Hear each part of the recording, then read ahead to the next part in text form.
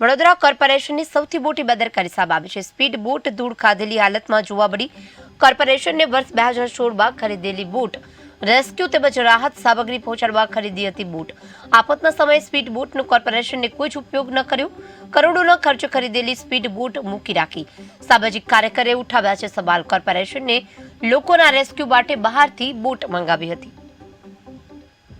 વડોદરા શહેરના લોકોને ખબર હોવી જોઈએ કે એ લોકો ડૂબ્યા, એ લોકોને પાણી ના મળ્યું, એ લોકોને જમવાનું ના મળ્યું, એ લોકોનું રેસ્ક્યુ ના થયું, કેમ ના થયું। કેટલી બોટ તમે વડોદરામાં ફરતી જોઈ।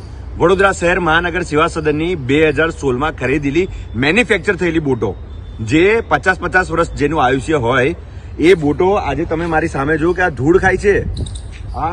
અહીંયા 10-15 અહીંયા છે, 15-20 આ બાજુ જુઓ, આ બાજુ બીજી 5-10 છે।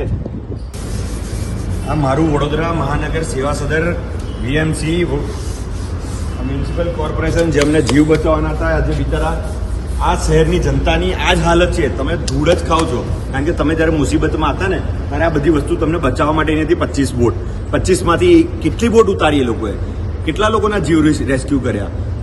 આ વહીવટ તદ્દન ખોટો છે। સરકારે આનો ભારતીય જનતા પાર્ટીએ, નરેન્દ્ર મોદીએ, મુખ્યમંત્રીએ, તમામ લોકો આનો જવાબ આપવો પડશે કે શહેરના લોકોને કેમ ડૂબાડ્યા। વડોદરા શહેરના લોકોને ખબર હોવી જોઈએ કે એ લોકો ડૂબ્યા, એ લોકોને પાણી ના મળ્યું, એ લોકોને જમવાનું ના મળ્યું, એ લોકોનું રેસ્ક્યુ ના થયું, કેમ ના થયું। કેટલી બોટ તમે વડોદરામાં ફરતી જોઈ।